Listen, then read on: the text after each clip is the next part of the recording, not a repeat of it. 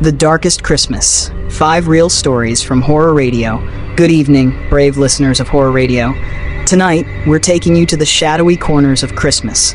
A season known for joy and light, but also home to tales of terror that will chill you to the bone. You might think you know Christmas, but I promise, after tonight, you'll see it in a whole new and far darker light. These are not just stories, they are real accounts whispered through the years. So grab a blanket, turn off the lights, and prepare yourself for the darkest Christmas. Story 1.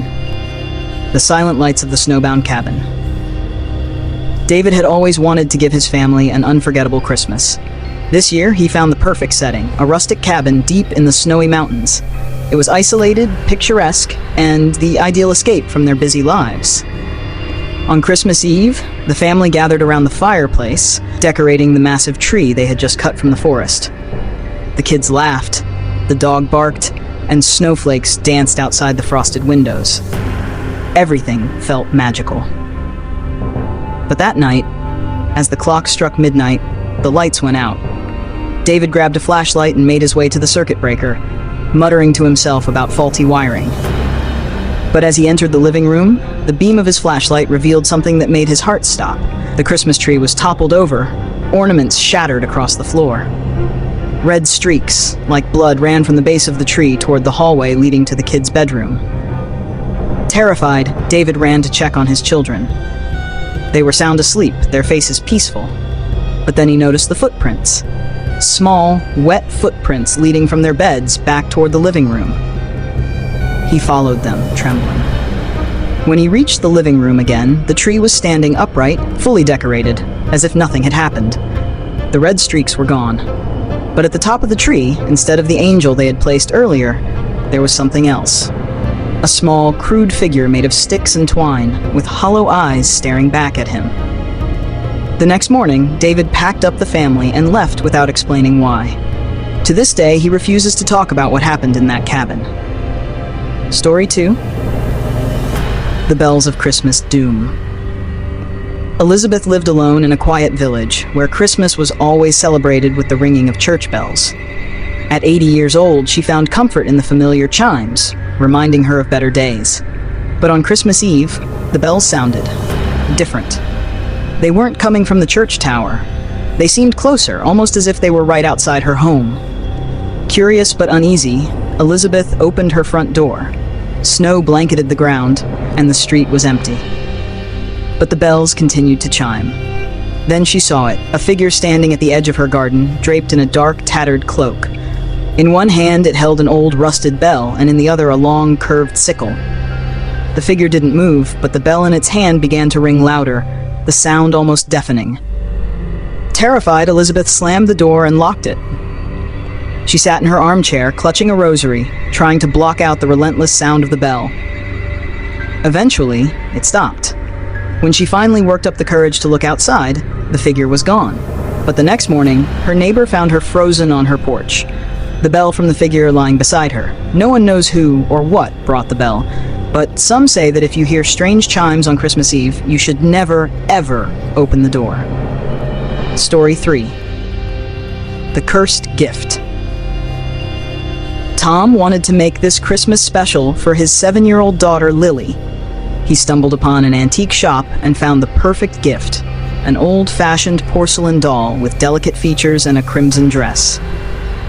The shopkeeper seemed hesitant to sell it, muttering something about it being unusual, but Tom dismissed the warning. When Lily unwrapped the doll, she was thrilled.